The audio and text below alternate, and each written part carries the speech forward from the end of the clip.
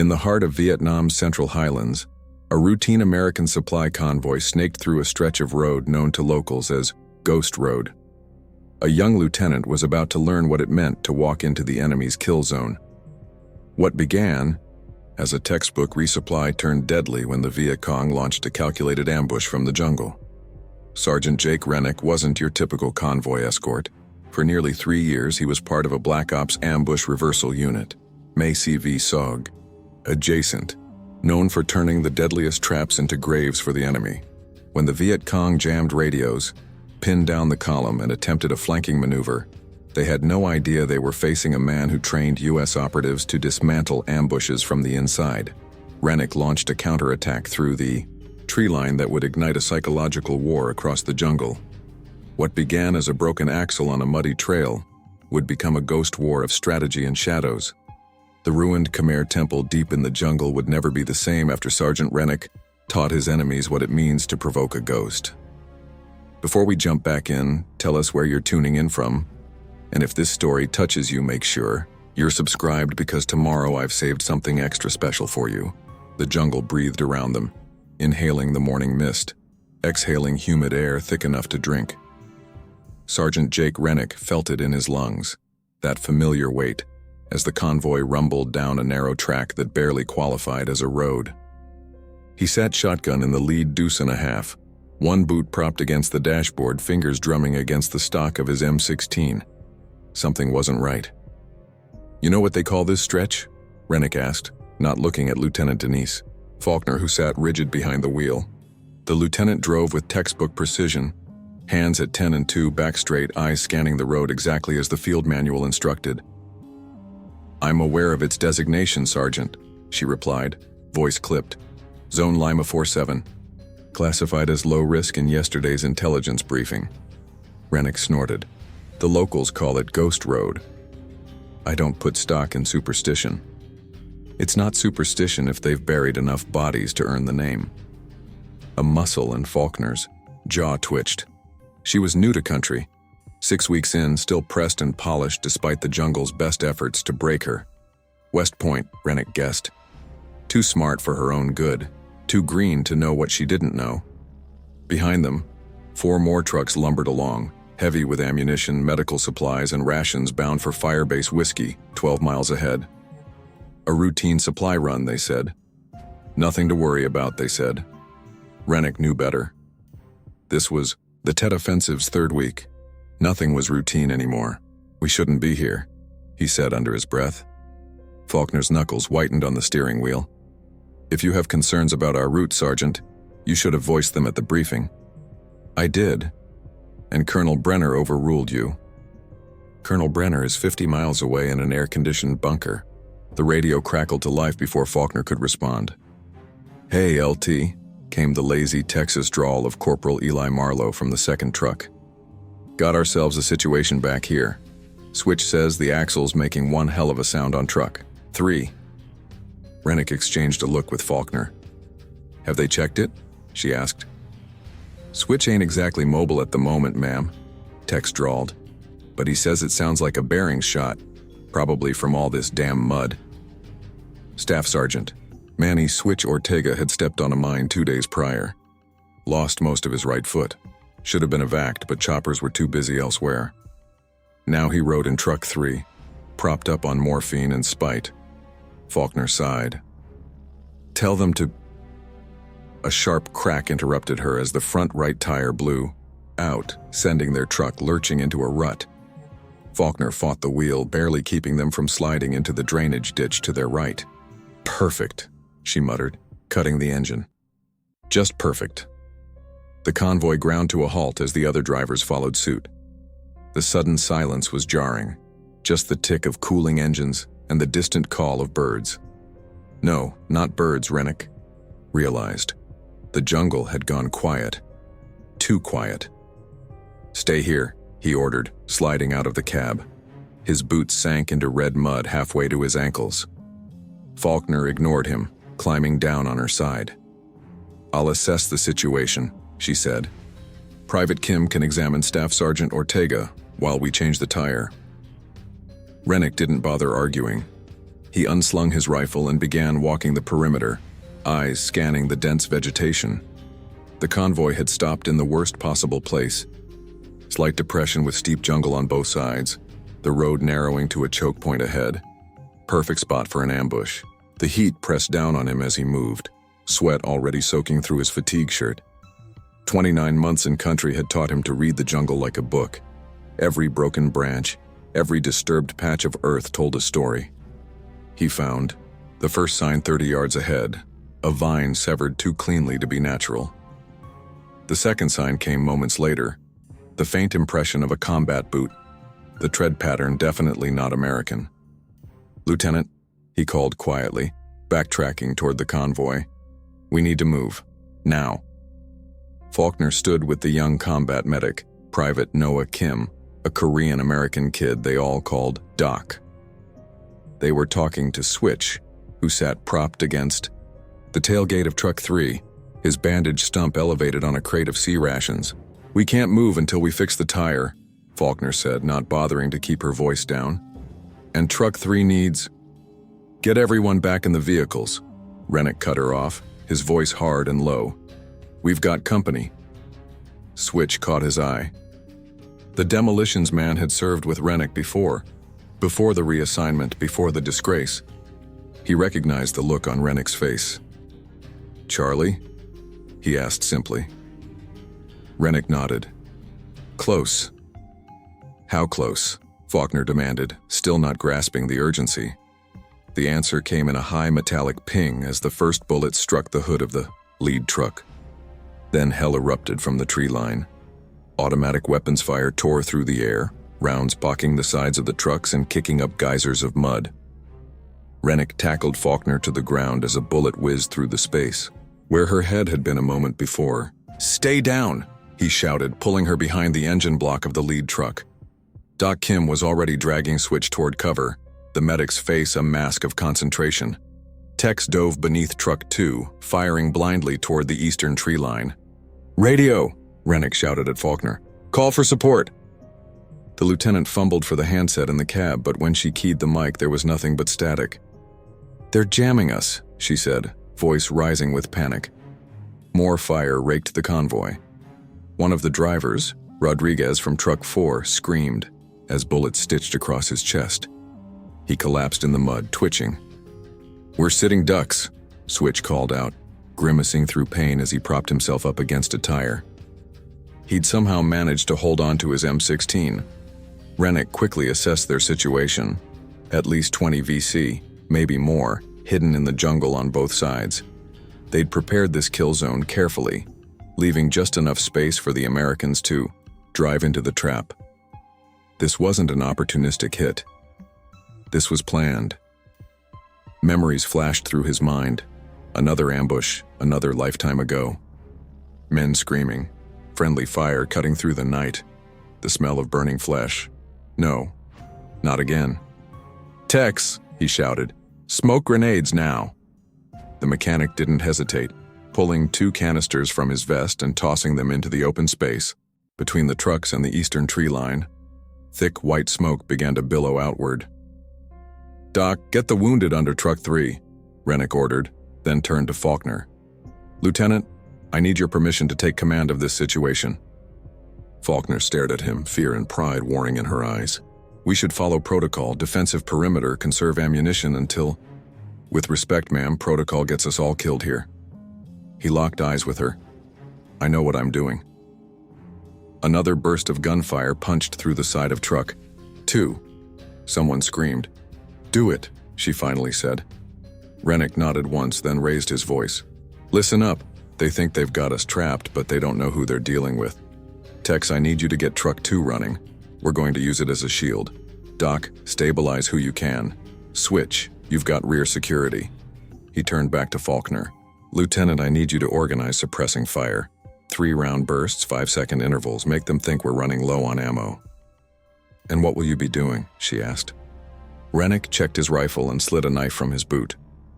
"I'm going to introduce myself to our friends in the trees." Before she could respond, he was moving, low and fast through the growing smoke screen, using the blind spots he'd identified. From the angle of enemy fire, The familiar cold clarity settled over him, the world narrowing to movement and counter-movement.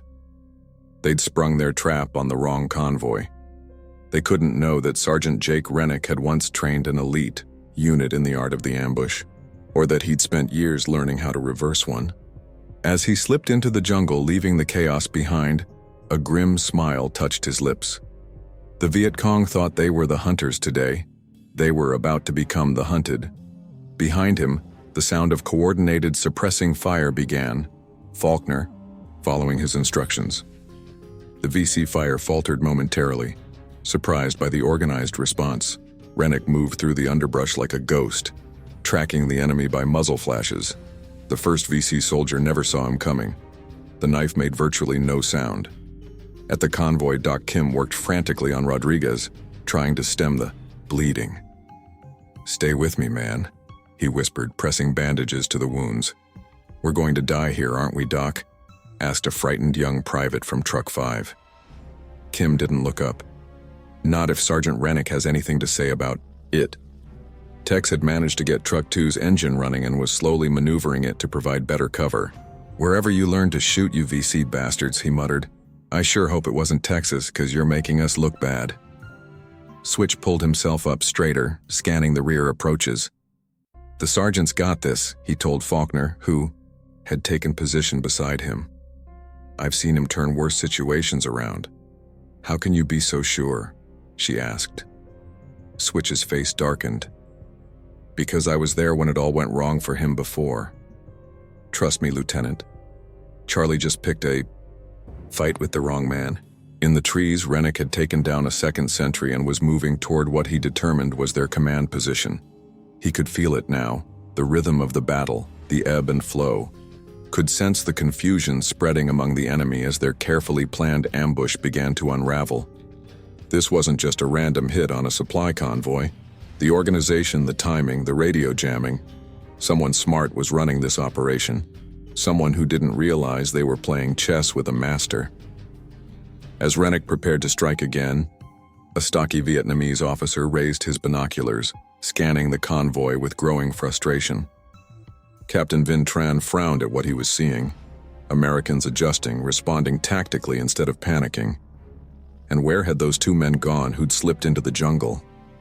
"Sir," one of his men whispered urgently, "Locke and Bin have gone silent." Tran lowered his binoculars, a cold feeling settling in his stomach. This wasn't proceeding as planned. Not at all. Back at the convoy, Faulkner realized with growing amazement that the tide was turning. The enemy fire had become sporadic, less confident.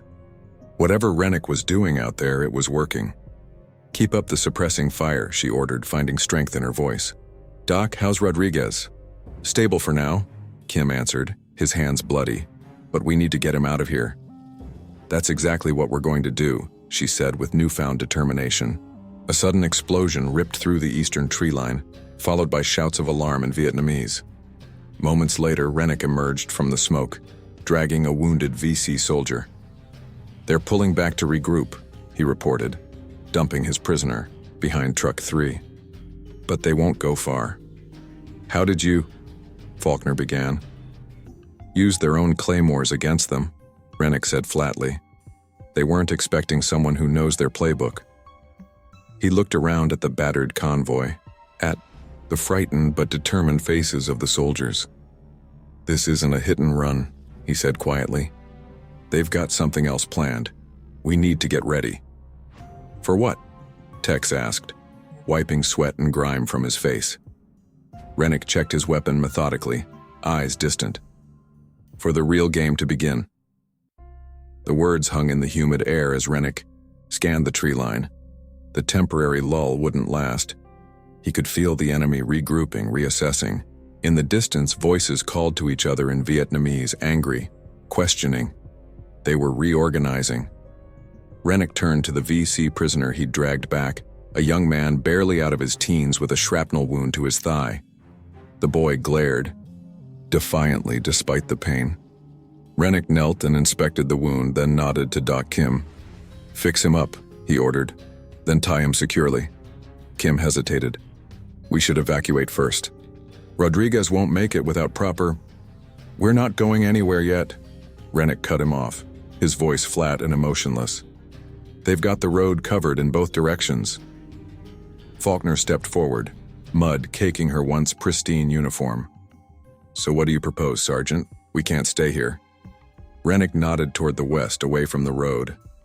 There's something about half a click in that direction. I spotted it from the tree line. Something? Faulkner pressed. Old temple.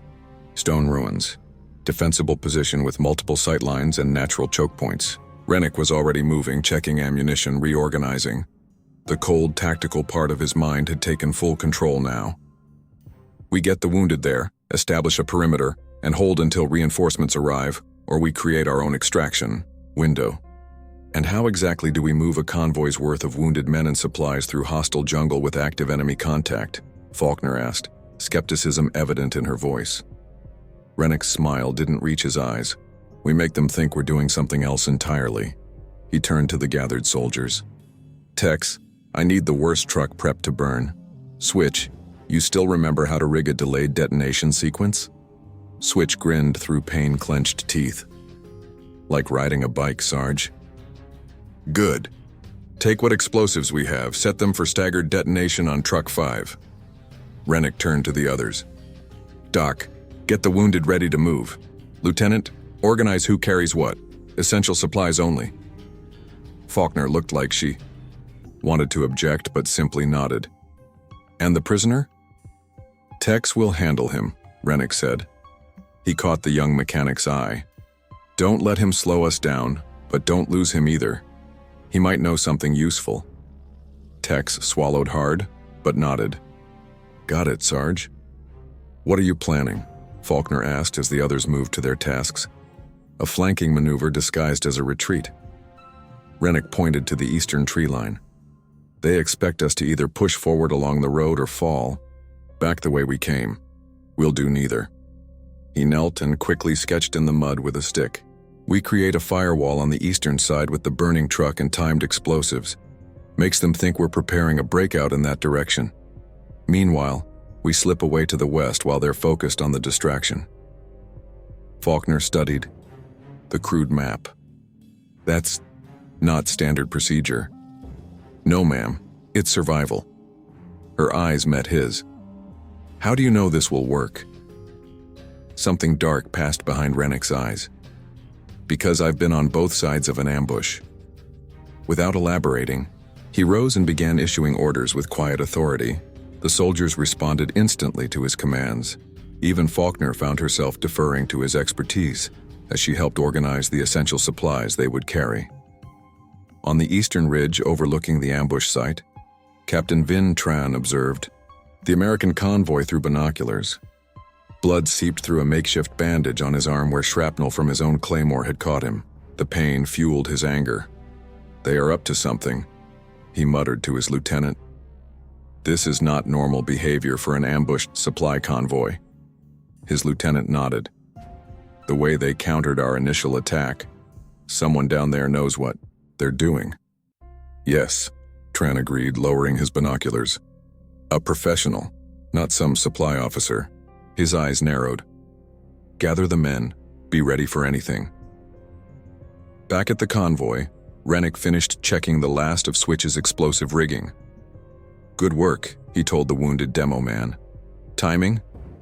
First one goes 5 minutes after we clear out, then 30 seconds between each. Final truck detonation at 8 minutes, Switch replied, wiping sweat from his pale face. The pain was taking its toll, but his hands remained steady. Rennick nodded. When the smoke starts, everyone moves west, fast and low. No hesitation. He turned to Faulkner. Lieutenant, you take point with the able-bodied men. I'll bring up the rear and cover our tracks. To his surprise, Faulkner shook her head. You take point, Sergeant. You know where we're going and the men will follow you. Something like grudging respect had entered her voice. I'll assist with the wounded and make sure no one gets left behind. Their eyes met, an understanding passing between them. Rennick gave a small nod of acknowledgement. Minutes later, thick white smoke began billowing from Truck 4, creating a dense screen along the eastern perimeter. The smokescreen thickened as Tex tossed in fistfuls of wet leaves and brush, creating a dark, choking cloud that obscured everything behind it. "Move out," Rennick ordered softly. "Now." They slipped away westward, a ragged line of soldiers carrying wounded comrades and essential supplies. Tex half-dragged, half-carried the VC prisoner, whose eyes widened at the sight of the Americans abandoning their vehicles. Doc Kim and two other soldiers managed a makeshift stretcher carrying Rodriguez, whose ashen face was beaded with sweat. Switch hopped along on his good leg, leaning heavily on a young private, his jaw set in determination. "This reminds me of that time outside Hugh," he muttered to Rennick as they moved. "Except there, everyone was shooting at us." "Day's not over yet," Rennick replied grimly. They had covered about 200 meters when the first explosion rocked the convoy behind them, right on schedule. Shouts of alarm rose from the Viet Cong positions. A second explosion followed 30 seconds later, then a third. "They'll figure it out soon enough," Rennick warned, pushing the group forward. "Keep moving." The jungle grew denser as they moved away from the road, the ground rising gradually. Twice, Rennick diverted their course to avoid signs of enemy movement. Each time, he left subtle false trails in the opposite direction. Captain Tran stood amid the burning wreckage of the American convoy, his face a mask of controlled fury. "They're gone," he said flatly. "All of them." His lieutenant looked confused. "But the explosions, the fire—" "A diversion," Tran snapped. "While we were waiting for them to attempt a breakthrough, they slipped away." He knelt, examining. Faint tracks in the mud. West, they went west. "But there's nothing west of here except—" "The old temple," Tran finished, a spark of understanding in his eyes.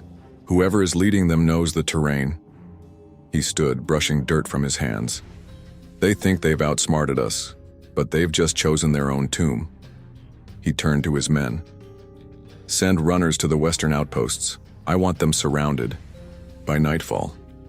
Back with the retreating Americans, Rennick held up his fist, signaling a halt as the stone walls of the ruined temple came into view ahead. Centuries old, half reclaimed by jungle, the structure nonetheless offered what they desperately needed: defensible ground with stone walls thick enough to stop bullets.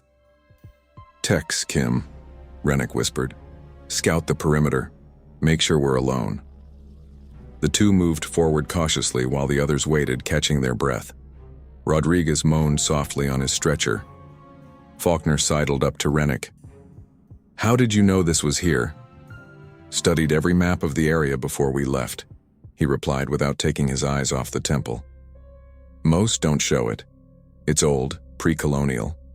Probably Khmer. And you just happened to memorize abandoned temples." Rennick turned to her, his face unreadable. "I memorize anything that might keep me alive, Lieutenant, or get someone killed." Before she could respond, Tex and Kim returned. "All clear, Sarge," Tex reported. "Place is empty. Got some good high ground and solid walls." "Move in," Rennick ordered. "Establish a defensive perimeter. Switch, I want you thinking about how we can fortify the entrances." "On it." Switch nodded, already surveying the stone archway ahead. As they entered the temple ruins, Doc Kim paused, looking up at ancient carvings above the entrance, serene faces of forgotten gods watching their intrusion with stone eyes. "This is a sacred place," he said quietly. "It feels wrong to bring war here." Rennick moved past him without slowing. "War goes everywhere, Doc. Better get used to it." Inside, the temple was a mix of crumbling grandeur and jungle encroachment. Vines snaked through cracks in the centuries-old stones. A central courtyard was flanked by partially collapsed chambers. Shafts of sunlight pierced through holes in the roof, creating dappled patterns on the stone floor. Rennick immediately began organizing their defense. "Set up the wounded in the back chamber. It's the most protected. Tex, see what you can salvage from those fallen stones to create barriers. Lieutenant, inventory our ammunition and supplies." The soldiers moved with renewed purpose, the temple's solid walls already providing a psychological boost after the exposed vulnerability of the convoy. Telling and preparing this story took us a lot of time, so if you are enjoying it, Subscribe to our channel. It means a lot to us. Now back to the story. Switch sat on a toppled column, examining their remaining explosives. Not much to work. 5th Sarge, he called to Rennick. 2 claymores, 3 frag grenades, some C4, and a few blasting caps. Make it count, Rennick replied. Focus on the main entrance and the east wall. It's the weakest point. Faulkner approached with her inventory. We have enough ammunition for perhaps 2 hours of sustained firefight. Medical supplies are limited.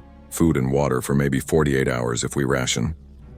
Rennick nodded, his mind already mapping out defensive positions and fields of fire. We won't need 48 hours. Either help arrives by tomorrow or we make our own way out. The radio? She asked. Still jammed. They're good. Probably have specialized equipment. He looked at her directly. This isn't some random VC unit, Lieutenant. They're well-equipped, well-trained, and now they're angry. Faulkner absorbed this, then asked the question that had been hovering between them. Who are you really, Sergeant Rennick? No ordinary supply convoy escort moves like you do. For a long moment, Rennick was silent, his eyes distant. When he spoke, his voice was low enough that only she could hear. I was part of an experimental unit. MACV-SOG adjacent, but blacker. We specialized in turning ambushes around on the enemy, studied their tactics, learned to think like them, then used it against them. What happened to the unit? Rennick's jaw tightened. It was disbanded after a mission went wrong. Very wrong. He turned away, clearly finished with the subject. Get some rest while you can, Lieutenant. We've got a long night ahead. Over the next few hours, they transformed the temple into a makeshift fortress. Fallen stones became barricades. Jungle vines were woven into early warning systems around the perimeter. Switch, despite his injury, rigged ingenious alarm triggers and positioned their limited explosives at strategic points. As Rennick supervised the placement of their defensive positions, he noticed Tex watching him intently. Something on your mind, Corporal? He asked. Tex shifted uncomfortably. Just wondering how you're so calm, Sarge. Like you've done this 100 times. Not 100, Rennick replied, but enough. Could you teach me some of that stuff? Tex asked, surprising both of them. The way you move through the jungle, how you read the enemy. It's like you're playing chess while the rest of us are playing checkers. Rennick studied the young mechanic, seeing something in him he hadn't noticed before. A quickness of mind behind the laid-back exterior. Pay attention, Rennick finally said. First rule of surviving an ambush. The obvious move gets you killed. Second rule, make them play your game, not theirs. Tex nodded eagerly. What's the third rule? Stay alive long enough to learn it, Rennick replied grimly, moving away. As the day wore on, the temple grew quieter. The wounded rested as best they could. Rodriguez stabilized for now under Doc Kim's careful attention. The VC prisoner sat, against a wall, watched by a young private. Even Faulkner had caught a few minutes of uneasy sleep, her head nodding forward before she jerked awake, automatically checking her sidearm. Switch hobbled over to where Rennick stood by a high window, surveying the approaching jungle dusk. Like old times, eh? Switch said quietly. Not quite, Rennick replied. Different jungle, different war. Same Charlie, Switch countered. Same us. He hesitated. You know what's coming, don't you? Rennick nodded slightly. They're out there, watching, waiting, surrounding us. Just like Bravo Company. Switch's voice had dropped to a whisper. You remember what happened after? Don't. Rennick cut him off. That was different. Was it? Switch studied his friend's profile. You've got that same look, Jake. That cold eyes, dead face look you had when I said don't. Rennick's voice had hardened to steel. Switch nodded, backing off. All I'm saying is, these kids look at you like you're their salvation. Just remember what happens when you start believing it yourself. He hobbled away, leaving Rennick alone with the darkening jungle and his thoughts. Across the temple, Doc Kim knelt beside their prisoner, checking his bandaged leg. The young VC soldier watched him warily. "Why help me?" the prisoner asked in broken English. Kim shrugged. "I'm a medic. I help people." "I am enemy. You're human." Kim finished securing the bandage. "Besides, Sergeant Rennick brought you back alive for a reason. I'm just keeping you that way." The prisoner glanced toward Rennick's silhouette by the window. "That one," he said quietly. "He different, not like other Americans." Kim looked up, curious. "How so?" The prisoner's eyes narrowed. "He hunt like tiger. Others make noise, stomp through jungle. He move like shadow." A shiver seemed to pass through him. "My captain will want him dead most of all." Outside the temple, concealed in the growing darkness, Captain Tran and his men had indeed completed their encirclement. He crouched behind a fallen tree, studying the temple through night vision binoculars, Soviet-made, part of a recent shipment of specialized equipment. "They've fortified well," he murmured to his lieutenant. "Established multiple firing positions, probably trapped the approaches. We outnumber them 3-1, the lieutenant pointed out. We could rush them now." Tran shook his head. "And lose half our men in the process? No." He lowered the binoculars. "Whoever is commanding them is no ordinary officer. He thinks like we do." "Then what is your plan, Captain?" Tran's smile was cold in the gathering darkness. "We let night fall completely. Let them listen to the silence, let their imaginations work against them. Fear is a weapon too." He checked his watch. "We will probe their defenses, test their discipline without committing fully." His lieutenant nodded. And then we see what kind of man we're truly facing." Tran's eyes gleamed with something like anticipation. "Is he a desperate survivor or a hunter in disguise?" Inside the temple, as the last light faded from the sky, Rennick gathered everyone in the central courtyard. Faces looked up at him, scared, determined, exhausted, hopeful. He saw it all, felt the weight of their expectations. "Night's coming," he said simply. "They're out there, and they'll test us before they commit to a full attack." His voice was calm, matter of fact. They have us trapped. They think we're scared, disorganized, and waiting to die." He looked at each face in turn. "What they don't know is that we've chosen this ground. We've prepared it. We hold the advantage." He pointed to the darkened doorways. "Every entrance is covered. Every approach is watched. We fight smart, we fight together, and we survive." Faulkner stood beside him, adding her authority to his. "Stick to your assigned positions. Maintain noise discipline. Remember your training." As the group dispersed to their positions, Tex lingered. "Sarge," he said quietly, "how do you know what they're thinking? The VC, I mean." Rennick checked his rifle methodically. "Because if I were them, I'd already be planning how to flank our strongest position while distracting us at our weakest." He loaded a fresh magazine. "Charlie isn't stupid, Tex. Respect that and you might live through this." Darkness fell completely, the jungle coming alive with night sounds that masked the movement of men. Inside the temple, the Americans waited, at their positions, fingers near triggers, eyes straining to penetrate the blackness beyond the stone walls. Switch, positioned near the south entrance with his leg propped up, suddenly tensed. "Movement," he whispered into the darkness. 30 meters out, moving east to west. Across the courtyard, Rennick acknowledged with a hand signal visible in the faint moonlight filtering through the roof. He knew the probing had begun, the first move in the next phase of this deadly game. The night deepened. Silence fell across the temple as every defender held their breath, waiting.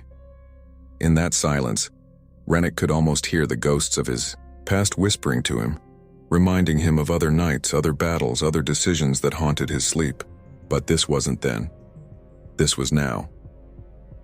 And as he settled into the cold clarity of combat awareness, part of him, a part he'd tried to bury, welcomed the familiar sensation of being both predator and prey. The game had begun anew. Midnight came, and went. The moon climbed higher, casting silver-blue shadows through the gaps in the temple roof. 2 hours of silence had passed since the last probing movement, a silence that crescendoed in Rennick's ears like a scream. He moved like a shadow between defensive positions, checking each soldier with a touch on the shoulder. A whispered word. Most nodded tensely, eyes fixed on the darkness beyond their posts. A few had dozed off despite their fear, the body's demand for rest overriding even survival instinct. Rennick didn't wake them. Not yet. Let them gather strength while they could.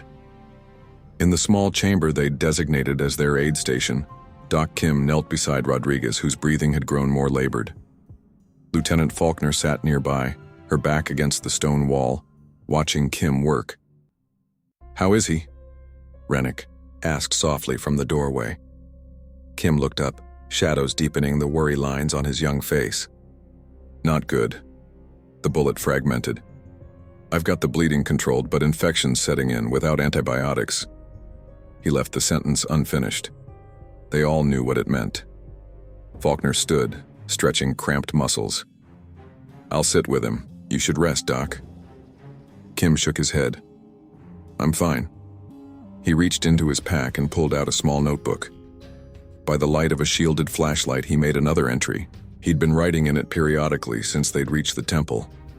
"What's that?" Rennick asked, nodding toward the notebook. Kim hesitated. "Medical observations." "Bullshit," Rennick said mildly. "You've been watching all of us, not just the wounded." The medic's shoulders slumped slightly. "I'm documenting psychological responses to combat stress, prolonged threat." He met Rennick's gaze. "It was my research focus before I was drafted. The human mind under extreme duress." Rennick's expression didn't change. "And what have you observed, Doctor?" Kim glanced at his notes. "Heightened awareness transitioning to fatigue, emotional suppression, decision-making under pressure." He paused. "And in your case, Sergeant, compartmentalization so complete, it's almost dissociative. That a clinical way of saying I've seen too much shit?" Rennick's voice remained neutral, but something flashed in his eyes. "It's a way of saying you found a method to function where others might break," Kim replied carefully. "But at what cost to yourself? That's the question my research asked." Rennick stared at him for a long moment, then turned to Faulkner. "I need you outside. We're setting up the next layer." Without waiting for a response, he stepped out into the courtyard. Faulkner followed after exchanging a glance with Kim. "Next layer of what?" she asked when she caught up. "Defense," Rennick replied, leading her toward the western entrance, where Switch sat guard, his wounded leg stretched out before him. "They're being too quiet. We need to change the equation." Switch looked up as they approached, his face gray with pain but eyes alert. "They're still out there," he said, "testing our pattern, figuring out our blind spots." Rennick nodded. "Time to give them something else to think about." He crouched beside his old comrade. "You remember Ngok Lin?" A slow smile spread across Switch's face. "The 3-layer farewell party? Hell yes." He shifted, wincing. "But we don't have the materials for something that elaborate." "We improvise," Rennick said. He unslung his pack and began laying out their limited resources. Tripwire, the remaining claymores, empty C-ration cans, fishing line from survival kits. Faulkner watched with growing understanding. "You're setting traps." "Not just traps," Switch corrected, his eyes lighting up despite his pain. "A web, layered defenses that feed into each other." "I need your help," Rennick told her. "And I need Tex." "Where is he?" "Sleeping," Faulkner replied. "I'll get him." When she returned with a bleary-eyed Tex, Rennick had already sketched a rough diagram in the dirt. 3 layers, he explained, pointing to concentric circles around the temple. "Outer layer is early warning, trip lines connected to noisemakers. Nothing lethal, just alerts us to movement." His finger moved to the middle circle. "Second layer is misdirection, false paths that lead to the 3rd layer." He tapped the innermost circle. "Kill zone. Claymores, pungy pits if we had time to dig them. Anything that removes threats permanently. Tex blinked sleep from his eyes, studying the diagram. And we're going to set all this up now, in the dark, with Charlie watching? No, Rennick said. We're going to make them think our defensive perimeter is closer than it actually is. Push them toward killing grounds of our choosing. Switch nodded appreciatively. Classic ambush reversal. Make them think they're slipping through your guard while actually funneling them exactly where you want them. You and the lieutenant. We'll coordinate from here, Rennick told him. Tex and I will set the outer triggers. Out there? Tex swallowed hard. In the dark? With all due respect, Sarge, that's suicide. Rennick checked his knife and pistol. Not if you move like you belong in the night. 20 minutes later, Rennick and Tex slipped out a narrow gap in the temple's eastern wall. They moved silently, communicating only through hand signals. The jungle around them was alive with night sounds, insects humming, occasional rustles in the underbrush, the distant hoot of an owl. Tex followed Rennick's lead exactly, stepping where he stepped, freezing when he froze. The young mechanic was a quick study, Rennick had to admit. Fear made some men useless. It made others hyper-aware. They set the first early warning lines, 50 meters out. Thin wire at ankle height connected to suspended C-ration cans filled with pebbles. Simple, but effective. The middle layer consisted of more sophisticated tripwires connected to flare casings modified to make noise without light. As they worked, Rennick felt a familiar rhythm returning, the delicate balance of predator and prey, hunter and hunted. His hands moved automatically, muscle memory taking over. How many times had he done this before? In how many jungles? On how many nights? You've got a gift for this, Sergeant Rennick. The memory came unbidden. Colonel Hargrove's voice years ago during his selection for the Special Ambush Unit. You think in layers.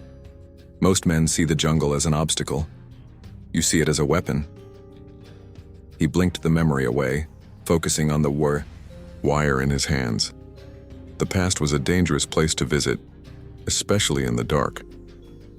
They had just finished setting the second perimeter when Rennick suddenly raised his fist, signaling a freeze. Tex went utterly still beside him. In the darkness, ahead something moved. Not an animal. Too deliberate, too careful. Someone was out there moving parallel to their position, unaware of how close they'd come to detection. Rennick signaled for Tex to stay put, then slipped forward like a ghost, knife in hand. The VC scout never sensed him coming.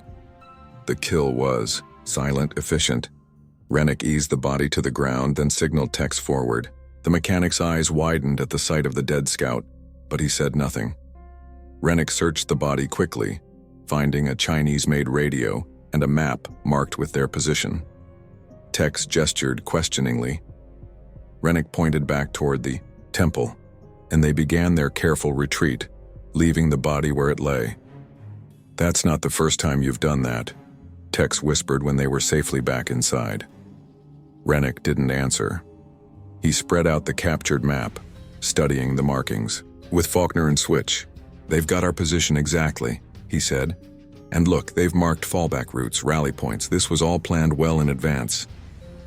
An ambush specifically targeting our convoy? Faulkner frowned. That doesn't make sense. We were just bringing routine supplies. Rennick's eyes narrowed. Unless they knew something we didn't. He looked at her. What exactly were we carrying, Lieutenant? Faulkner hesitated.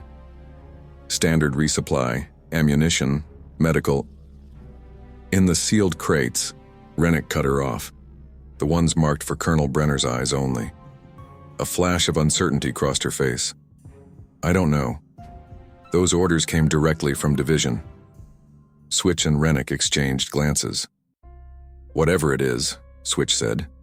Someone wanted it bad enough to plan this whole thing around getting it. Well, they're shit out of luck, Tex pointed out. Those crates are sitting back in the burning trucks or blown to bits by now. Rennick wasn't so sure, but he let it drop. There were more immediate concerns. Let's finish the outer defenses, he said, standing. I want the third layer in place before dawn. As the night deepened toward morning, they completed their web of traps and triggers. The final layer, closest to the temple, was where they placed their remaining claymores, positioned to channel any attacking force into overlapping fields of fire from their defensive posts. "Just like old times," Switch murmured as he helped Rennick wire the detonator for one of the claymores. "Remember what Sanders used to say?" Rennick's hands stilled momentarily. Sanders. He hadn't let himself think about that name in a long time. "First one in is first one dead," he quoted flatly. Switch nodded, his eyes distant with memory. He was right about that. Wrong about a lot of other things, though. "He was the best there was," Rennick said, his voice taut, "until he wasn't." "He made a mistake," Switch said carefully. "We all did." "His mistake got 9 men killed," Rennick replied, his voice cold as stone, "including himself, because I trusted his judgment over my instincts." Switch said nothing for a long moment. Then, quietly, "What does your instinct tell you now?" Rennick finished connecting the wire before answering. "That we're being hunted by someone who knows exactly what he's doing, and that before this is over, a lot more people are going to die. Just make sure it's them, not us," Switch said. Rennick simply nodded and moved on to the next position. Dawn was still an hour away when Rennick finally returned to the central courtyard. Most of the defenders were dozing at their posts now, exhaustion overcoming fear. Even Faulkner had succumbed, her head resting against a stone column, hand still on her sidearm. Only Doc Kim remained fully awake, still tending to Rodriguez and the other wounded. The VC prisoner sat against the far wall, watched by a drowsy guard. Rennick leaned against a pillar, closing his eyes briefly. Sleep pulled at him, but he pushed it away. Sleep meant dreams, and dreams meant screaming. Muzzle flashes in the dark. "Friendly fire! Cease fire, goddammit!" Sanders' voice suddenly cut off. The sickening realization that they'd been lured into killing their own men. The smell of burning flesh as the napalm ignited. Wrong coordinates, wrong target. His own voice, hoarse with horror. "What have we done?" Rennick's eyes snapped open, his heart hammering. The temple courtyard swam back into focus, quiet, dim, smelling of stone and jungle. Not there. Not then. "You should rest, Sergeant." Doc Kim had materialized beside him, offering a canteen. Even a few minutes helps maintain cognitive function. Rennick accepted the water but shook his head. "I'm fine." Kim studied him with professional detachment. The human mind needs REM sleep to process trauma.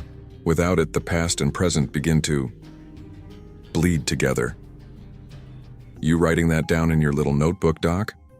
Rennick asked, an edge in his voice. "I write down what I observe," Kim replied calmly, "including that you haven't slept since before the ambush, yet your tactical thinking remains sharp. That's remarkable." "Nothing remarkable about it," Rennick said. "Just training and experience." Kim hesitated, then spoke quietly. "The prisoner told me something interesting. Said his unit was specifically briefed about the possibility of encountering American Special Forces on this route. They were told to prioritize capturing certain personnel alive." Rennick's gaze sharpened. "Did he say why?" "No, but he seemed to think you fit the description they were given." Kim's dark eyes were troubled. "I don't believe in coincidences, Sergeant." Before Rennick could respond, a sharp metallic rattle came from the western perimeter, the sound of their first early warning system being triggered.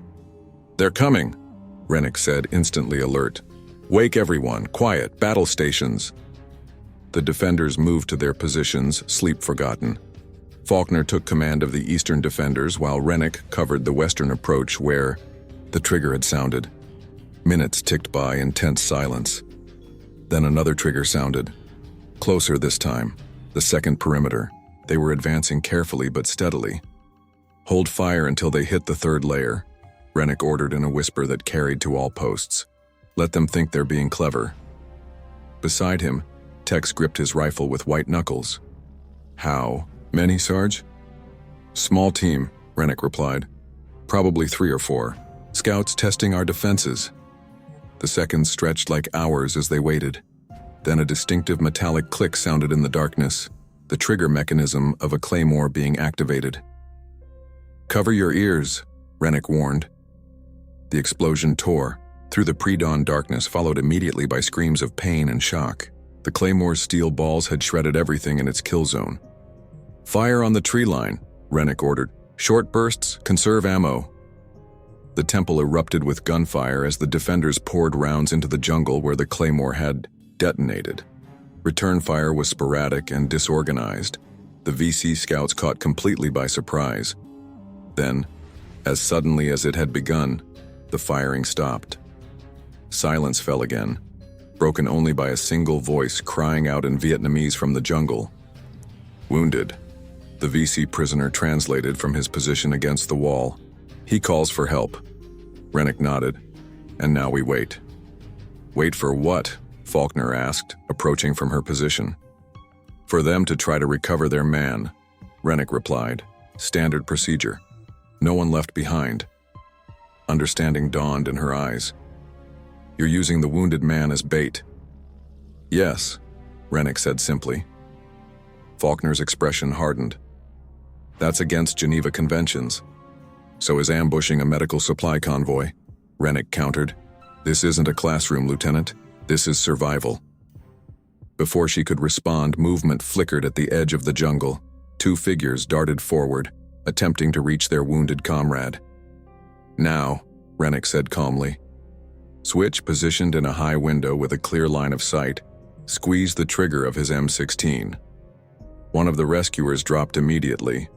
The second hesitated, then turned to flee, only to trigger another claymore hidden in the brush behind him. The explosion was smaller than the first, but no less lethal. When the smoke cleared, 3 bodies lay in the killing field before the temple. Jesus, Tex whispered. That's the last of the claymores, Switch reported from his position. If they come in force now. Rennick was already moving, retrieving his pack. They won't.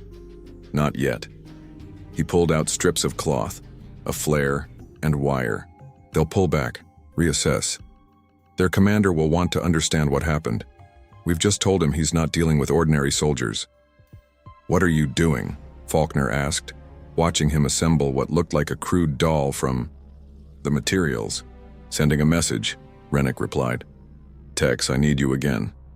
10 minutes later, Rennick and Tex slipped out into the pre-dawn gloom. They moved swiftly to the bodies, Rennick checking each one to confirm they were dead. The last one, the original, wounded man, still clung to life. He looked up at Rennick with pain-filled eyes. American, he gasped in broken English. Who are you? Rennick knelt beside him. Tell your captain that the ghost of MACV-SOG sends his regards, he said quietly. The man's eyes widened slightly before the light faded from them. Rennick placed the crude doll, fashioned to resemble a Vietnamese spiritual offering, on the man's chest, then signaled Tex to return to the temple.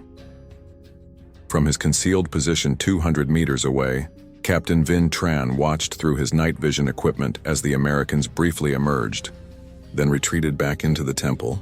His face remained impassive, but inwardly, his mind raced. Sir, his lieutenant whispered beside him. That makes 5 men lost. We should pull back and call for reinforcements. No, Tran replied. Tell the men to hold position. No more advances until full daylight. But sir, did you see what he did? Tran cut him off. How he moved. The offering he left? He lowered his binoculars. This is no ordinary American. This is someone who knows our ways, our tactics.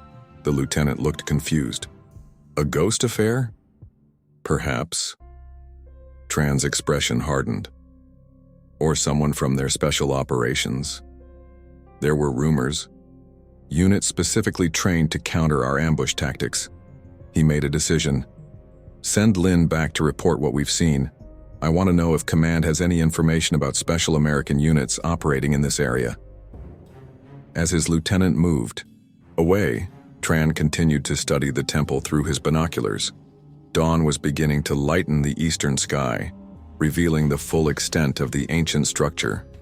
It was a formidable defensive position, and whoever was leading the Americans had transformed it into a death trap overnight.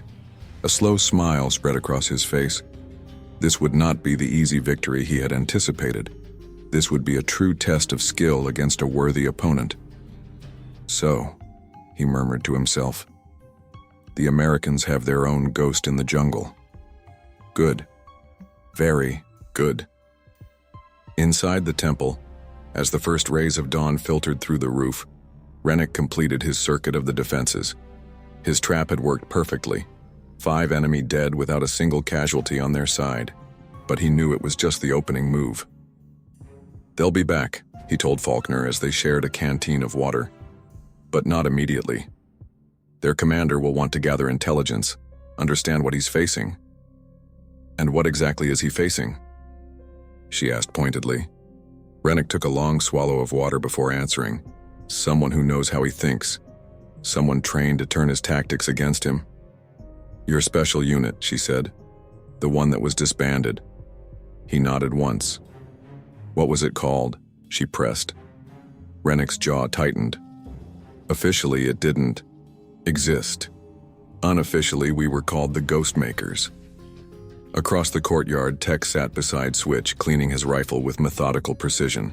So, he said casually, you gonna tell me about this unit you and Sarge were in? Switch grimaced as he adjusted his wounded leg. Not much to tell. Special operations, deep reconnaissance, ambush tactics. Bullshit, Tech said mildly. I saw him out there. The way he moves, the way he thinks, that's not standard training. Switch sighed. No, it's not. He glanced to make sure Rennick was out of earshot. We were an experimental unit, Task Force 77, hand-picked from Recon, LRRP, and Force Recon. Our job was to study how the VC set up ambushes, then develop counter-tactics. Like what we did last night, Tex nodded, turning their own trap against them. Exactly, we got real good at it too. Developed a reputation. Switch's face darkened. Then it all went to hell. What happened? Switch shook his head. Not my story to tell. But after that night, the unit was quietly disbanded. Those of us who survived were reassigned. Rennick, and I ended up in convoy security. About as far from special operations as you can get. Until now, Tex observed. Until now, Switch agreed grimly. In the aid station, Doc Kim changed Rodriguez's bandages while making notes in his journal. Day 2, prolonged combat stress manifesting differently across subjects. LTF maintaining command presence but deferring tactical decisions to Sergeant R CPL. Tex M showing rapid adaptation, fear channeling into heightened awareness rather than paralysis. SS Switch O, using dark humor as coping mechanism. Most concerning is Sergeant R classic compartmentalization, but with concerning dissociative episodes. Observed momentary disorientation upon waking, possible flashbacks. Combat effectiveness enhanced rather than diminished by stress, almost as if personality splits between tactical processor and emotional center. Ethical considerations increasingly complex. Wounded enemy used as bait. Geneva Conventions technically violated. Yet in context of survival, conventional morality becomes abstract. He paused in his writing, troubled by his own clinical detachment. Was he documenting or becoming complicit? Rodriguez stirred, moaning softly. Kim set aside his notebook and reached for the morphine. Some questions would have to wait. As full daylight spread across the temple, Rennick allowed half the defenders to sleep while the others maintained watch. He himself remained awake, studying the captured map and planning their next move. Faulkner found him there, her face showing the strain of their situation but her eyes clear and focused. The men are asking what happens next, she said without preamble. Rennick looked up. We hold position. Wait for extraction, or create our own opening. And if neither option materializes? He met her gaze directly. Then we make them pay such a high price for this temple that they'll tell stories about it for generations. Faulkner studied him for a long moment. "You're enjoying this," she said finally. "Not the danger to the men, but the challenge. The game." Something flickered in Rennick's eyes, surprise perhaps at being so easily read. "It's not a game, Lieutenant." "Isn't it?" she pressed. "I've seen how you come alive in combat, how your eyes change when you're planning traps and ambushes." Rennick's face hardened. "What I enjoy or don't enjoy is irrelevant. What matters is keeping these men alive." She nodded slowly. "Fair enough. But I need to know something, Sergeant." She leaned closer. "If it comes down to a choice between tactical victory and bringing these men home safely, which one wins?" The question hung between them, heavy with implication. Before Rennick could answer, a commotion rose from the western entrance. One of the sentries was calling for him. Rennick moved quickly to the perimeter, Faulkner close behind. The sentry pointed to the edge of the jungle clearing where a white cloth had been tied to a branch, a flag of truce. "What the hell?" Tex muttered, joining them. "Charlie wants to surrender?" "No," Rennick said, his voice tight. "He wants to talk." Even as he spoke, a figure emerged from the tree line, a Vietnamese officer walking slowly, hands visible, no weapons. He stopped at the edge of the cleared ground facing the temple. "I wish to speak with the American commander," he called in excellent English. "I am Captain Vinh Tran of the People's Army. I come under flag of truce." Rennick and Faulkner exchanged glances. "It's a trick," she said. "Maybe," Rennick replied, his eyes fixed on the Vietnamese captain. "Or maybe he's curious about who he's facing." A cold smile touched his lips. "Let's find out." He stepped forward to the temple entrance, his rifle lowered but ready. "This is Sergeant Rennick, United States Army. State your business, Captain." Tran's eyes narrowed at the sight of Rennick, studying him, assessing him. "I wish to discuss terms, Sergeant. Perhaps we can avoid unnecessary bloodshed." Rennick's laugh was short and harsh. "You're about 12 hours too late for that conversation, Captain." "Nevertheless," Tran called back, "I believe we have matters to discuss that could benefit us both." He spread his hands. 5 minutes, under flag of truce. Then we return to our positions and continue as before if no agreement is reached. Faulkner grabbed Rennick's arm. "This is protocol for me to handle," she said urgently. "I outrank you." "With respect, Lieutenant," Rennick replied quietly. "He doesn't want to talk to you. He wants to talk to me." He met her eyes. He wants to see the ghost in the jungle. Before she could object further, he handed her his rifle and stepped out of the temple entrance, moving unhurriedly toward the waiting captain. The two men met in the middle of the clearing, eyeing each other with the wary respect of predators recognizing their own kind. "Sergeant Rennick," Tran said smoothly, "you are not what I expected when I planned this ambush."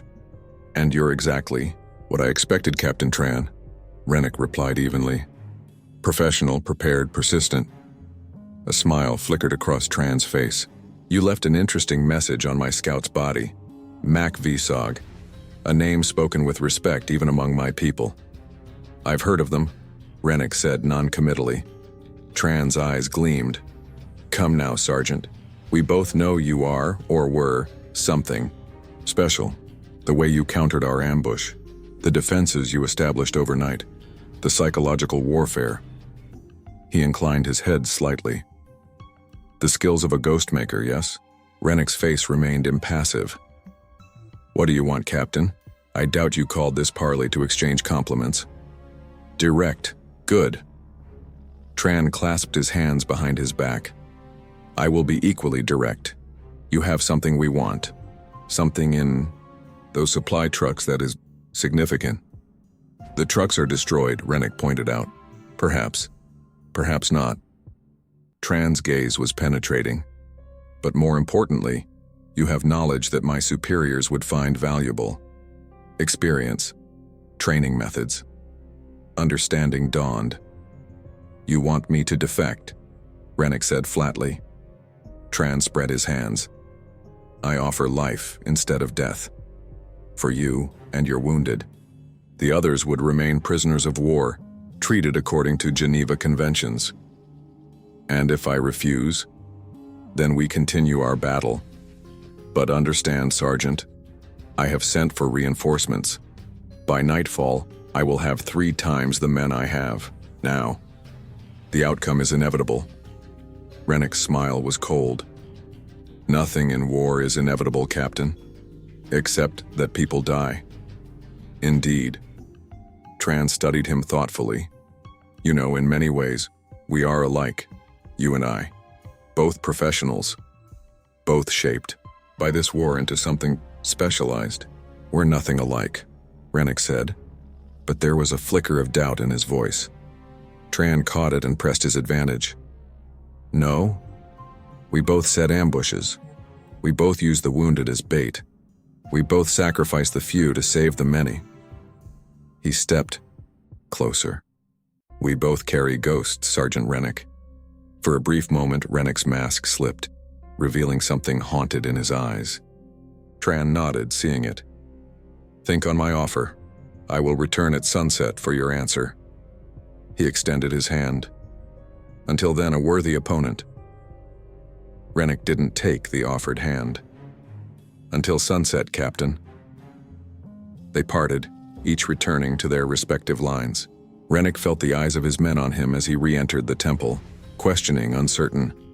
What did he want? Faulkner demanded. Rennick took back his rifle, checking it automatically. Information, defection, the usual propaganda. And?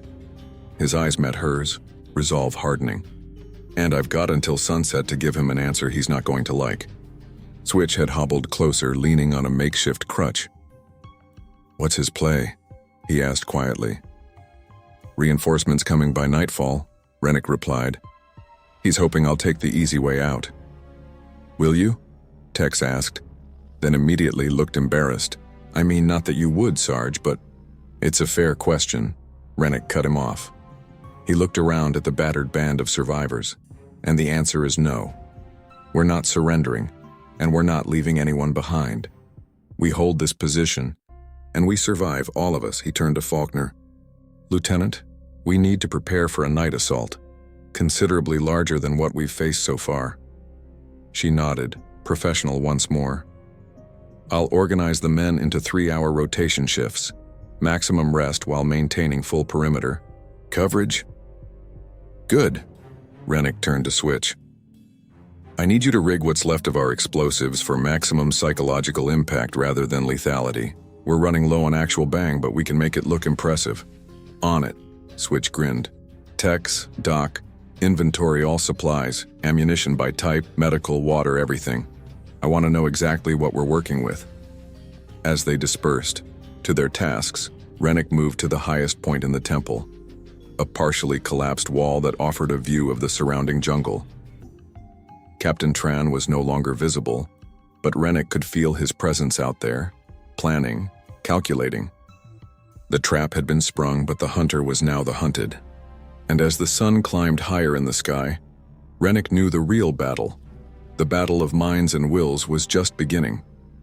For Captain Tran didn't just want to kill him, he wanted to know him, to understand the ghost in the jungle before destroying. And that desire, that curiosity, was the one weakness Rennick could exploit. The Ghostmaker had one more trick to play. The afternoon passed in tense preparation.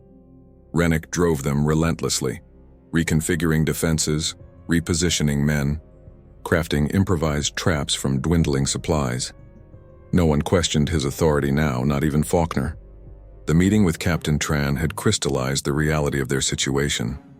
They were facing a professional enemy who would spare nothing to take this temple. Dusk settled over the jungle like a shroud. The defenders ate cold rations in shifts, checked and rechecked their weapons. Rodriguez's condition had stabilized somewhat under Doc Kim's careful attention, but the other wounded were growing restless, fear and boredom creating a dangerous cocktail. What do you think he's doing out there? Tex asked, handing Rennick a canteen as they both surveyed the darkening perimeter from the western entrance. Preparing, Rennick replied. Testing. Waiting. For what? For us to make a mistake. Rennick's eyes never stopped scanning the tree line, or for his reinforcements to arrive. The appointed hour for Tran's return came and went without any sign of the Vietnamese captain. The silence stretched, broken only by the natural sounds of the jungle night. "You think he was bluffing?" Faulkner asked, joining them at the perimeter. "About the reinforcements?" Rennick shook his head. "No, he's a professional. He doesn't bluff." "Then why?" "Because he doesn't need to come back for my answer." Rennick cut her off. "He already knows what it is."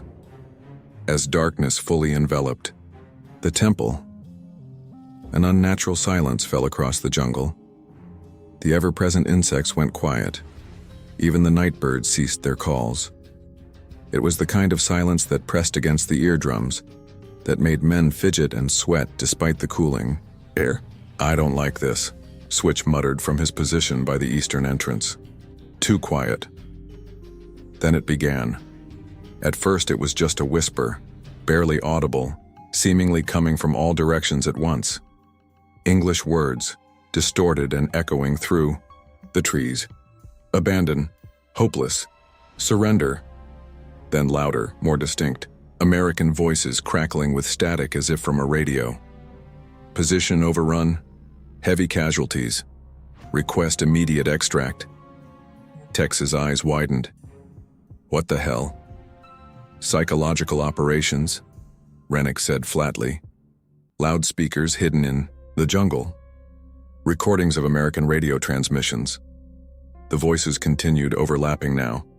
Desperate pleas for evacuation, reports of casualties, coordinates, call signs, a chaotic audio collage designed to demoralize and confuse. Then came a voice that made Rennick freeze. "Ghost Actual to Firebase, we are taking heavy fire. Repeat. Ghost Actual requesting immediate." The transmission cut off in a burst of static and a scream. "That's," Switch began, looking at Rennick. With shock. "An old recording," Rennick finished for him, his voice tight.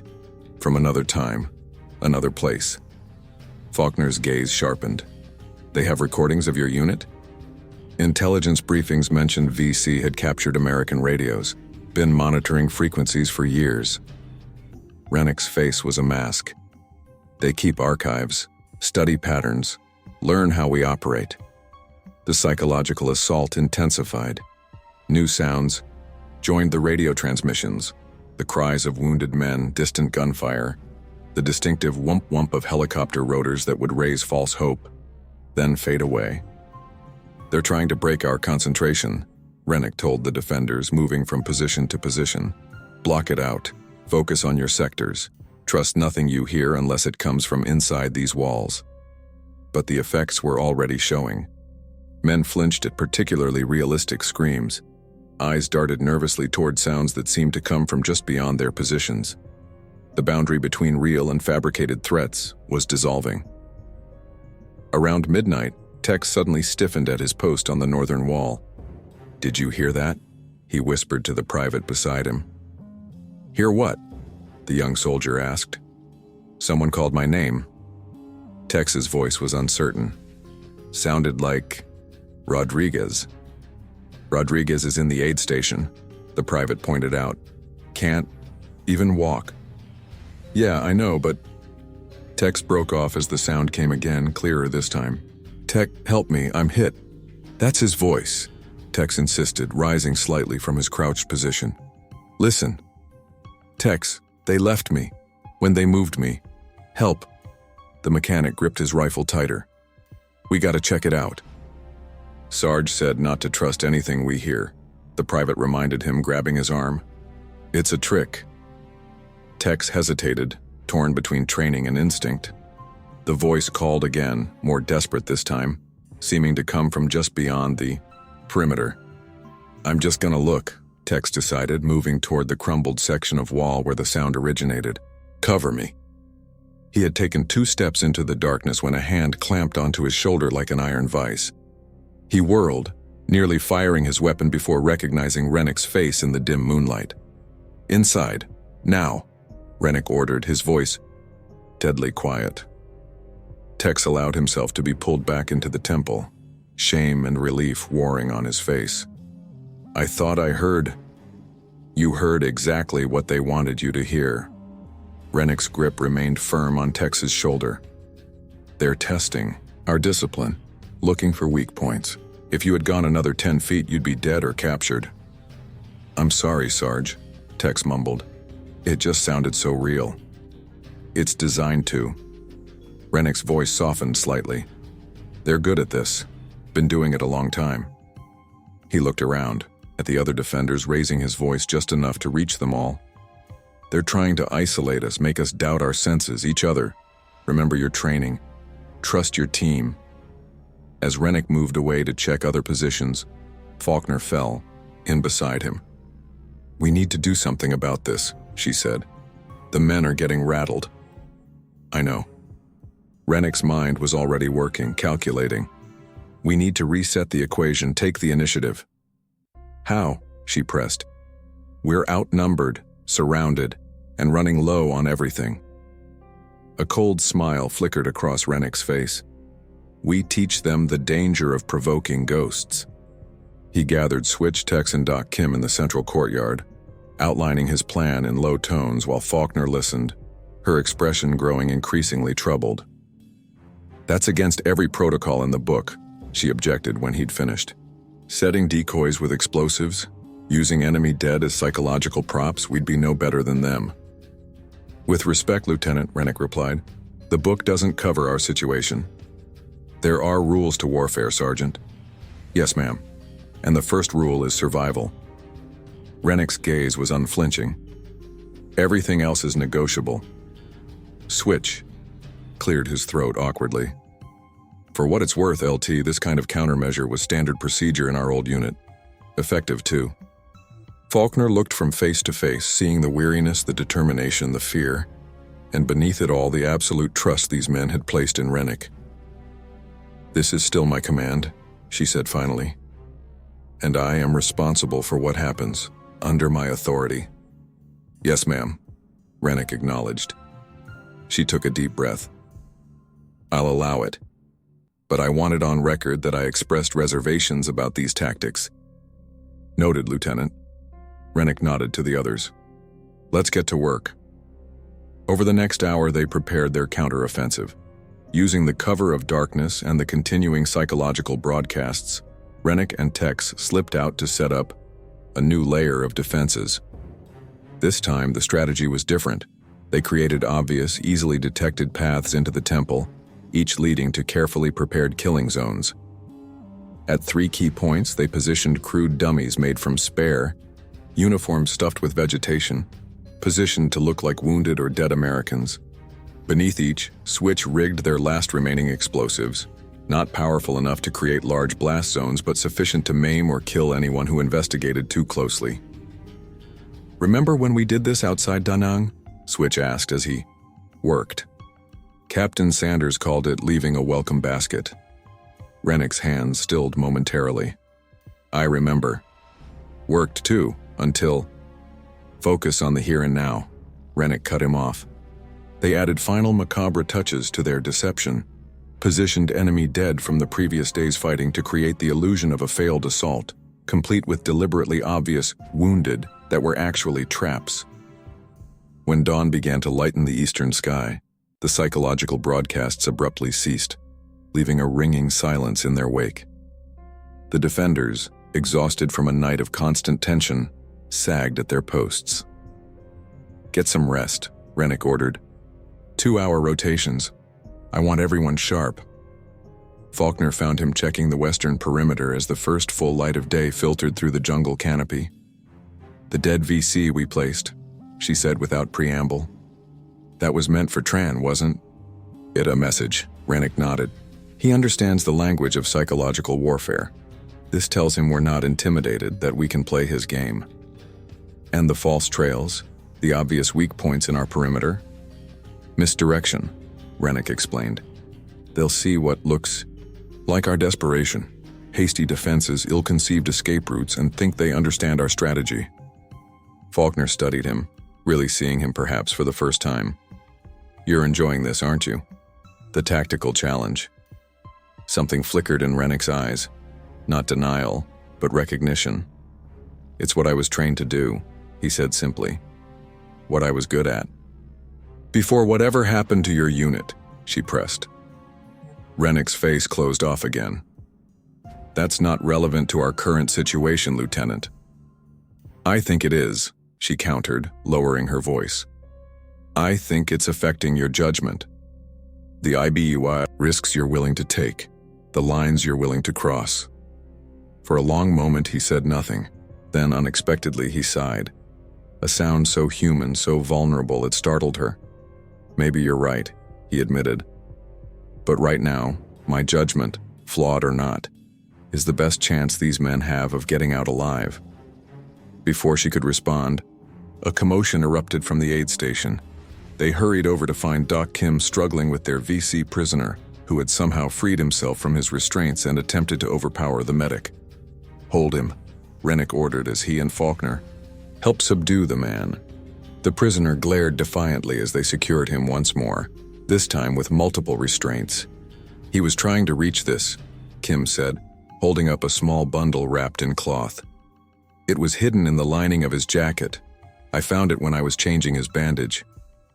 Rennick took the bundle and carefully unwrapped it. Inside was a folded map and a small notebook filled with Vietnamese writing. "Can you read any of this?" he asked Kim, who shook his head. "Only a few words. My parents spoke Korean, not Vietnamese." Rennick turned to the prisoner. "What is this?" he demanded. The man's eyes flickered between the notebook and Rennick.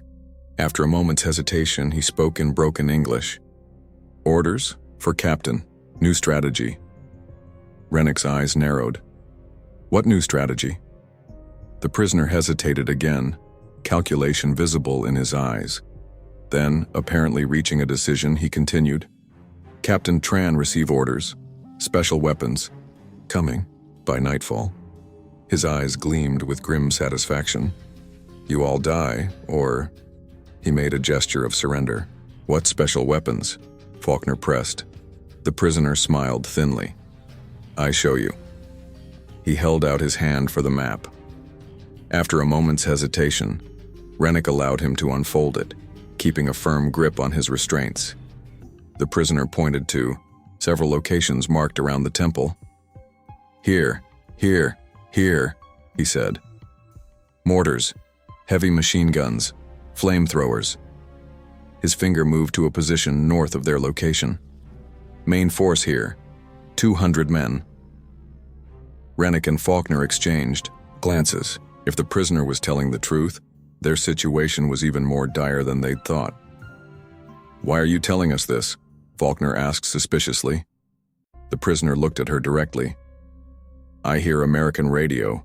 No, you cannot win. Want to live." He nodded toward his wounded leg. "No good to fight now. Want prisoner exchange when over." Rennick studied him carefully, looking for deception. "And Captain Tran? What is his plan?" "Encircle temple. Cut off all escape. Then..." The prisoner drew a finger across his throat. "Final attack at sunset." Rennick took back the map and notebook. "Keep him secure," he told Faulkner, "and watch what you say around him." He walked away, mind racing. The information might be genuine, or it might be another layer of psychological manipulation. Either way, it confirmed what he already suspected.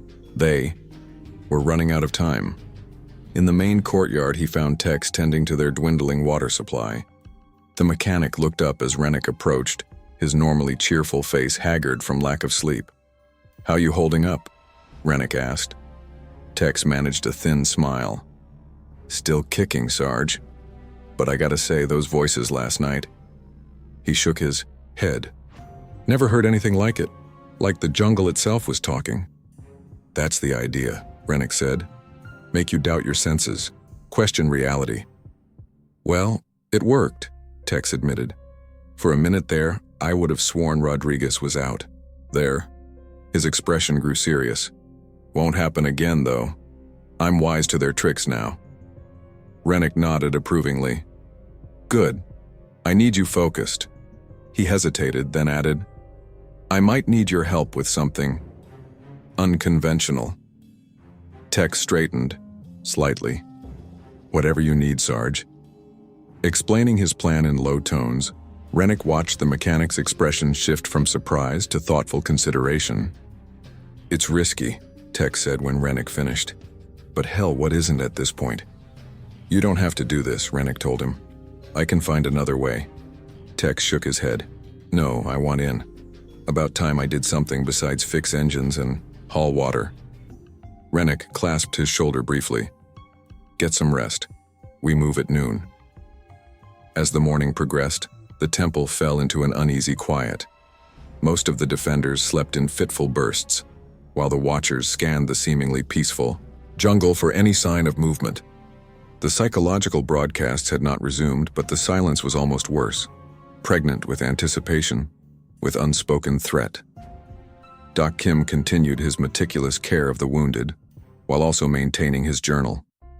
Rennick caught him writing during a rare quiet moment. Still documenting our psychological deterioration, Doc? He asked, only half joking. Kim smiled faintly. Actually, I've been noting the opposite. Adaptation under extreme pressure. He tapped his pencil against the paper. Particularly yours. What about me?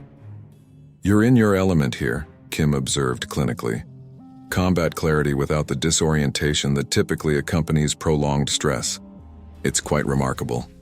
Rennick frowned. Or maybe I'm just doing my job. Perhaps. Kim studied him thoughtfully. Or perhaps you found the one environment where your particular adaptations are perfectly suited. What's that supposed to mean? Just an observation. Kim closed his notebook. The same psychological traits that might be maladaptive in civilian life, hypervigilance, emotional compartmentalization, tactical obsession, become survival advantages here. Rennick's expression hardened. You analyzing me for your research, Doc? I apologize, Kim said sincerely. Professional habit. But if it helps, I've concluded that whatever happened to you before, whatever shaped you into who you are, has likely saved all our lives in the present circumstance. Before Rennick could respond, a sharp whistle came from the northern perimeter. The signal for movement detected. Hold positions, he ordered, moving quickly to investigate. At the crumbled northern wall, a young private pointed toward the jungle edge. Something moving out there, Sarge. Just glimpses, but definitely men. Rennick studied the area indicated, his experienced eyes picking out what the private had noticed. Subtle shifts in the foliage, the occasional flash of movement quickly concealed. They were being probed again, but more carefully this time. They're testing our response patterns, he explained quietly, watching how quickly we react, where we concentrate our attention. What do? The private asked. Nothing, Rennick replied. Let them think we're slow to respond. Tired. Slipping. He pointed to a spot 50 meters to the right of the actual movement. Keep glancing nervously at that area instead. Make them think that's where our attention is focused. The private nodded, understanding. Playing possum. Exactly. Similar probing actions continued throughout the morning. Subtle infiltration attempts, careful reconnaissance of their perimeter. Each time, Rennick instructed the defenders to respond with deliberate sloppiness, creating the impression of a force at the end of its endurance. By noon, the sun beat down mercilessly on the temple. The stone walls radiated heat, turning the interior into an oven. Water rations were cut further. The wounded grew restless with discomfort. In the aid station, Rodriguez's condition had taken a turn for the worse. Doc Kim emerged, looking grave. Infection spreading, he reported to Rennick and Faulkner. Fever's spiking. He needs antibiotics, proper surgical facilities. Can he be moved? Faulkner asked. Kim shook his head. Not without risking his life. He'll definitely die if we stay here, Rennick pointed out. According to our prisoner, they're bringing in mortars, heavy weapons. Faulkner's face tightened with the impossible choice before her. How long does he have? 24 hours, Kim replied. Maybe less, She turned to Rennick. Your plan? Will it create an extraction window? If it works, he said simply. But there are no guarantees. Faulkner nodded decisively. Then we proceed. Full authorization. Rennick acknowledged with a nod, then signaled to Tex. It was time. The plan was audacious in its simplicity. Using their knowledge of how the VC had been probing their defenses, Rennick had identified the most likely infiltration routes. Along these paths, he and Tex now created what appeared to be the beginnings of an escape tunnel. Displaced earth, discarded tools, obvious attempts to conceal the work. Make it look desperate, Rennick instructed as they worked. Like we started, in a hurry and tried to hide it poorly. Nearby, they planted their most elaborate trap, a false hideout complete with canteens, ammunition, and medical supplies. The space was designed to draw in enemy soldiers, appearing as a hastily prepared fallback position. You think they'll buy it? Tex asked as they surveyed their handiwork. Tran might not, Rennick admitted, but his men will report what they see, and he'll have to investigate. He checked the positioning of their last explosive charge, concealed beneath the false hideout. And that's when we spring the real trap. By mid-afternoon, their preparations were complete. Rennick gathered the defenders for a final briefing, explaining each phase of his counteroffensive. They expect us to hunker down and wait for rescue or attempt a desperate breakout, he told them. Instead, we're going to hit them where they least expect it. He outlined the roles each person would play, the defensive positions, the fallback protocols, the signals for coordinated action. Faces looked back at him with a mixture of exhaustion, fear, and determination. These weren't special forces operatives. They were ordinary soldiers thrust into an extraordinary situation, but something had changed in them over the past 2 days, a hardening, a focusing of purpose. Questions? Rennick asked when he'd finished. Tex raised his hand. What if their reinforcements have already arrived? The mortars and heavy weapons? Then we adapt, Rennick replied simply. That's what survivors do. As the briefing dispersed, Switch hobbled over to Rennick, his face grim beneath the pain. This is Ngok Lin all over again, he said quietly. You know that, right? Rennick's jaw tightened. That was different. Not as different as you want to believe. Switch glanced around to ensure they weren't overheard. Same setup, same strategy. Sanders tried it, and we both know how that ended. I'm not Sanders, Rennick replied coldly. No, Switch agreed.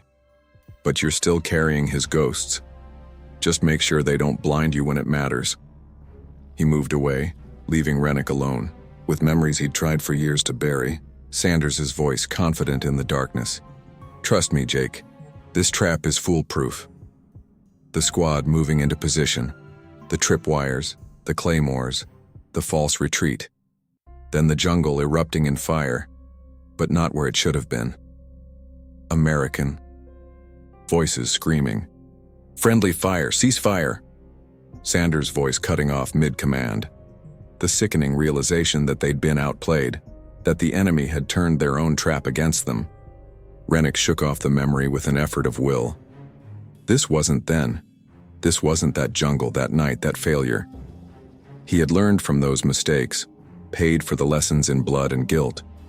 Late afternoon brought a new development. The VC prisoner, who had been sullenly quiet since his earlier revelations, suddenly became agitated. He called out to Doc Kim, who was checking his bandages. Listen, he said urgently. New orders for soldiers. I hear guards talk. Kim signaled for Rennick, who approached cautiously. I want to help, the prisoner insisted. Captain Tran, he not honor surrender. He have special orders. Take American sergeant alive. Kill others. Rennick's eyes narrowed. Why would he want me specifically? Intelligence value, the prisoner replied. Your knowledge of special operations, counter-ambush tactics. He leaned forward. They study you. For months. Know about your unit, what happened? A cold feeling spread through Rennick's chest. What do you know about my unit? The prisoner's eyes gleamed with the power of his information. Ghostmakers, Secret operations. Disbanded after failed mission. He watched Rennick's reaction carefully. Captain Tran very interested in this. Says capturing you worth 50 dead Americans. Faulkner, who had joined them, exchanged a glance with Rennick. Is that why they ambushed our convoy? They were hunting you specifically. Unlikely, Rennick said. I wasn't supposed to be on this run. Last-minute replacement for a sergeant, with malaria. The prisoner nodded. Not planned. Opportunity. Captain Tran recognized your tactics during first counterattack. His expression grew urgent. But now he obsessed. Wants to defeat you personally. Prove he better. Rennick absorbed this, mind racing with implications. When is the main assault planned? Sunset, the prisoner repeated. All positions attack, at once. And the reinforcements, the mortars? The prisoner hesitated, then admitted, I not know for certain. Maybe already here, maybe coming. He looked directly at Rennick. But I know Captain Tran. He not wait if he think you try to escape. Rennick straightened, decision made. Thank you for the information. He pulled Faulkner aside, speaking quickly and quietly. If he's telling the truth, we have less time than we thought. Tran's focused on me personally, which we can use. How? She asked. By giving him what he wants, Rennick replied. Or at least what he thinks he wants. The plan was modified accordingly. Instead of waiting for nightfall, they would spring their trap at the first sign of the enemy's final positioning. Rennick himself would seemingly attempt to slip away from the temple, a calculated move designed to draw Tran's attention and forces. It's too risky, Faulkner objected. Using yourself as bait. It's our best option, Rennick countered. If Tran is fixated on capturing me, he'll commit resources to that objective. Resources that won't be attacking you and the others. And if you're captured? Rennick checked his pistol methodically. Then you'll be dealing with a very disappointed Vietnamese captain. As the sun began its descent toward the western horizon, the tension inside the temple reached its peak. Defenders moved to their assigned positions. The wounded were consolidated in the most protected chamber, with Doc Kim and 2 privates standing guard. Switch supervised the placement of their remaining ammunition at strategic points around the U perimeter. Rennick found Tex making final adjustments to his gear, checking his knife, securing loose equipment that might make noise. You sure about this? Rennick asked him. Last chance to back out. Tex grinned, though his eyes betrayed his fear. And miss my chance to play Ghostmaker? No way, Sarge. Rennick clasped his shoulder. Just remember, move like you belong in the night. Trust your instincts, and if it goes wrong, every man for himself. Tex finished. I got it. They moved to the eastern entrance, where Faulkner waited to oversee the operation. Lieutenant, Rennick said formally, in the event I don't return, Switch knows the full extraction plan. He'll get you and the others out. She nodded stiffly. I expect you back, Sergeant. That's an order. A ghost of a smile touched his lips. Yes, ma'am. The sun touched the tops of the western trees, casting long shadows across the temple clearing.